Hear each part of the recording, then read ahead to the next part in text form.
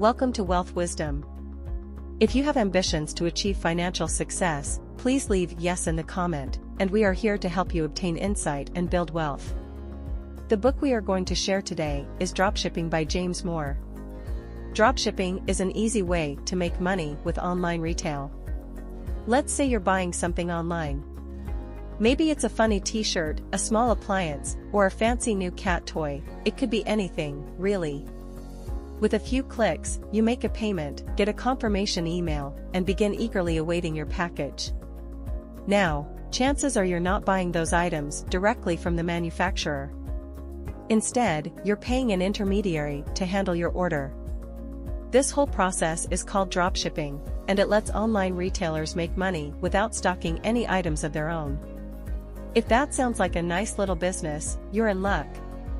With a bit of initiative and know-how, you too can set up a profitable dropshipping business of your own. The key message here is, dropshipping is an easy way to make money with online retail. So, how exactly does dropshipping work? Well, it's about connecting people to products without a brick-and-mortar storefront. You see, in traditional retail, a merchant buys items in bulk and then sells that inventory to customers bit by bit. In dropshipping, the merchant doesn't buy the inventory until after collecting orders. They buy the requested items on the customer's behalf at a lower price, and collect the difference as profit. Here's a concrete example. You set up an online shop selling cat toys for $20.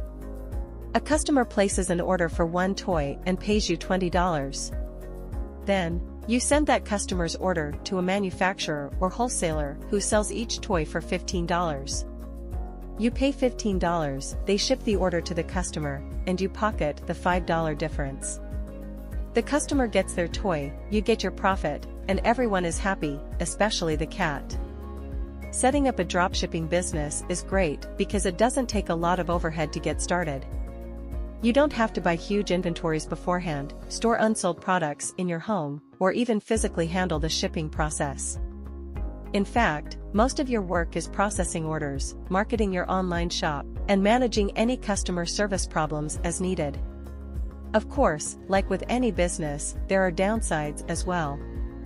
In the world of online retail, the options are endless and competition is fierce.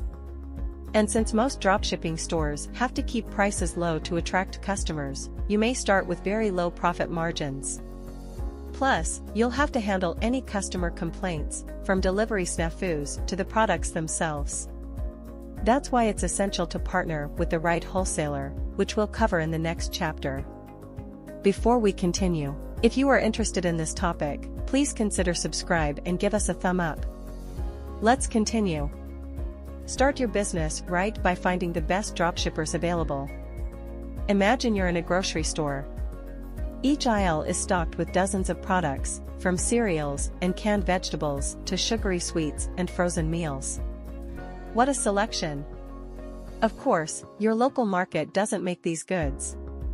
It merely collects them from suppliers and presents them to you, the customer. The same concept applies when setting up your own dropshipping store.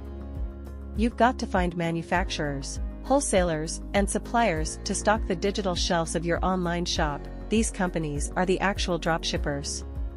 This process usually starts with a few basic Google searches, browsing an online business directory, or asking for referrals on social media. You'll quickly find many options. But choosing the right one usually takes some more investigation. The key message here is, start your business right by finding the best dropshippers available. For your dropshipping business to succeed, you must find the right dropshipper to provide the products you need on favorable terms. After all, would you keep shopping at your local grocery store if its stock were inconsistent and low quality? Probably not. That's why it's crucial to sort through the vast array of potential dropshippers to find the most reliable ones.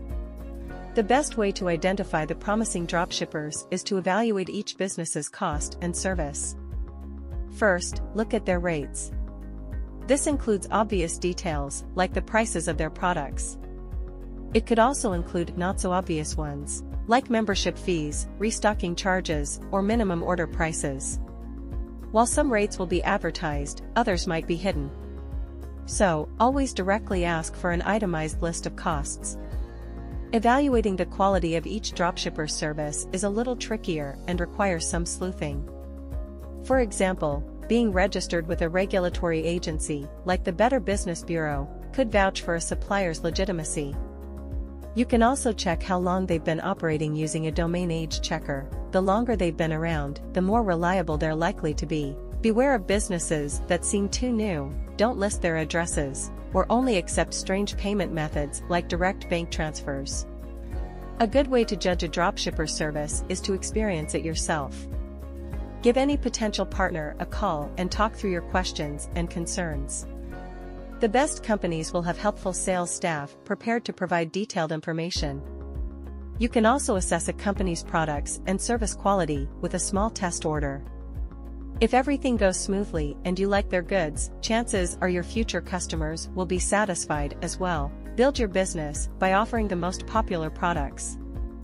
Back in the 1980s, a man was arrested for acting strangely in a local department store. Despite being a well-dressed and otherwise average-looking businessman, the suspect raised eyebrows. He was spending way too many hours scrutinizing the shelves and taking scrupulous notes. Who was this oddball? Sam Walton, the founder of Walmart.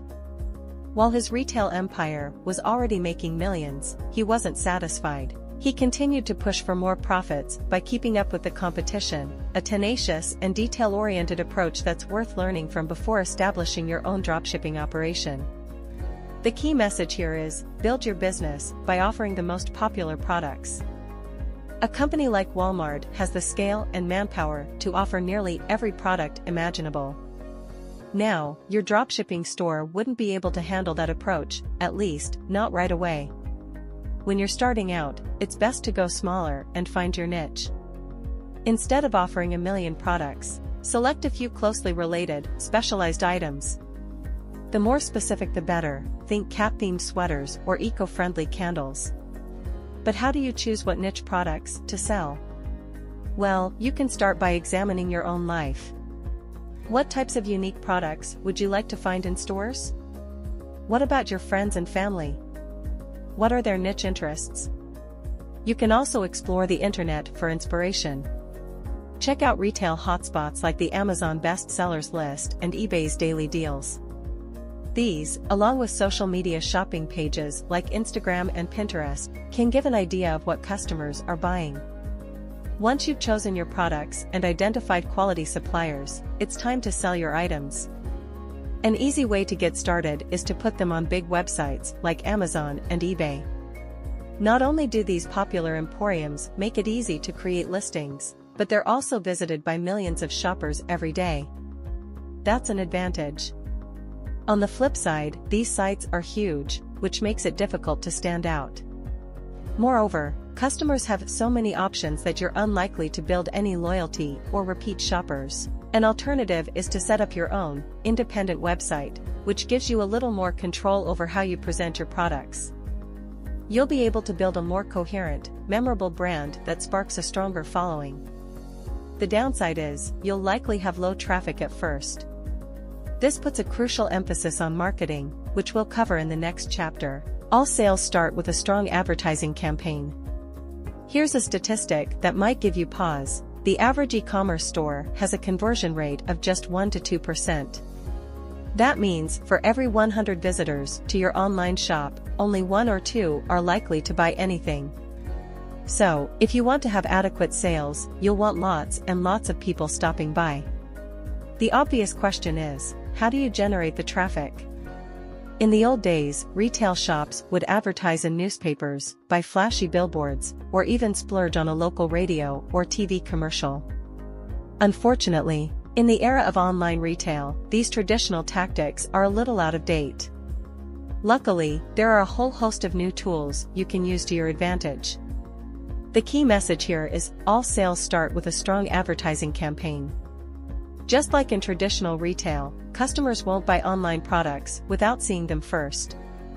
So, a dropshipping business succeeds or fails based on its marketing operation. Finding the correct approach to generating traffic takes some trial and error, and the exact tactics depend on your choice of product and selling platform, but there are some basic strategies that are proven to work.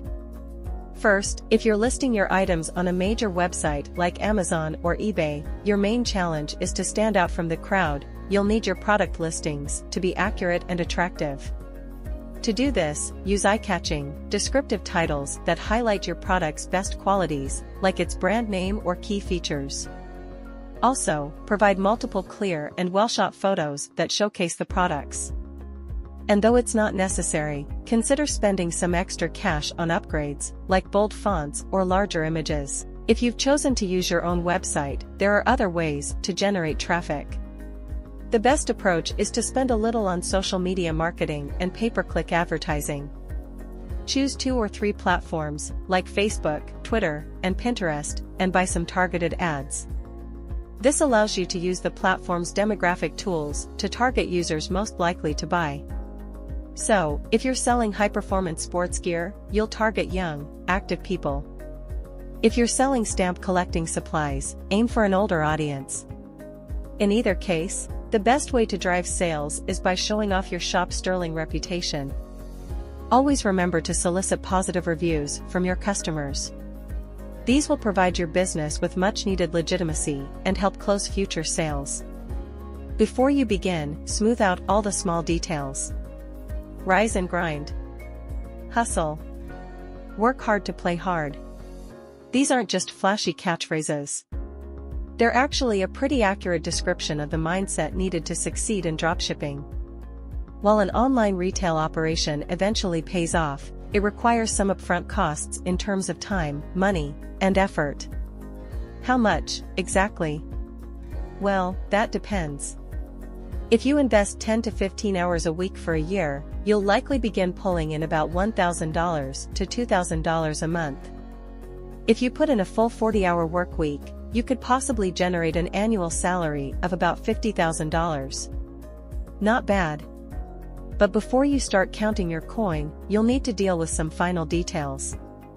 The key message here is, before you begin, smooth out all the small details. Eventually, your dropshipping business will generate income with very little work. Before you get to that point, you'll need to take care of all the upfront planning. At the outset, decide how much time and money you're willing to invest each month, and try to stick to that plan. About $1,000 should be enough to get things started. It should cover any startup expenses like web hosting and advertising, as well as any administrative fees you may encounter. Speaking of administration, starting a business can require a little legal documentation. The exact details depend on where you live. If you're in the United States, you'll need to contact the IRS to obtain an employer identification number, or EIN. You also might want to incorporate your company as either a sole proprietorship, a limited liability company, or a C corporation. Each of these designations offers different tax and legal obligations, so check which one works for you. Before you begin taking orders, though, you should get your finances sorted out. For simplicity's sake, it's smart to establish a separate bank account for your business to avoid mixing your dropshipping budget with your everyday finances. And having a business checking account connected to a commercial PayPal account helps facilitate moving money around as you buy and sell. There are a few other things you can do to start your operation off on the right foot. For example, you can purchase a permanent domain name for your website. This, coupled with an official business email, makes your communications look more legitimate. Some entrepreneurs even buy a toll-free 1-800 number. It's a small touch, but one that can make your online business appear more substantial to customers, make more money, and save time by automating your workflow. Okay. You've selected your products and found your suppliers. You've even set up your business bank accounts, pay-per-click advertisements, and a fancy toll-free number. Congratulations! It's finally time to start dropshipping. We've already covered the basics of how this all works. First, you receive an order from a customer. Next, you pass that order along to your supplier. And last, you follow up with your customer to ensure they receive their package. It's all pretty straightforward, but, like most things, there are always options to make it even simpler. The key message here is, make more money and save time by automating your workflow. For the first few weeks, you'll want to be very hands-on in running your new dropshipping business. It's a good practice to personally relay the details to the supplier each time you receive an order. Then, once you're sure the product has shipped, send the buyer a custom-made confirmation email, complete with a tracking number. This process is a little time-consuming, but it will help you truly understand the flow of the business. Once you've got a firm grip on the rhythm and routine, you can begin automating more of the dropshipping workflow. The easiest way is to automatically forward your customers' orders to your preferred supplier. When doing this, double-check that your email template has all the necessary information, like product title, purchase order, and shipping address. Most online web shops already provide these details on the original order, so it shouldn't be too difficult. After setting up your automatic email forwarding, you can take a breather. You'll only have to check in every day or so to ensure each order is being processed. Of course, there are bound to be some mistakes or hiccups. Products will be out of stock, packages will get lost, and items will arrive damaged or defective. In these cases, it's usually easiest to replace or refund the product at no additional charge. This practice takes less time than collecting reimbursement, and leaves your customers much happier. If you find that your operation is running smoothly, it might be time to scale up your business. You can start by amping up advertising or going after a larger market share with an expanded product range.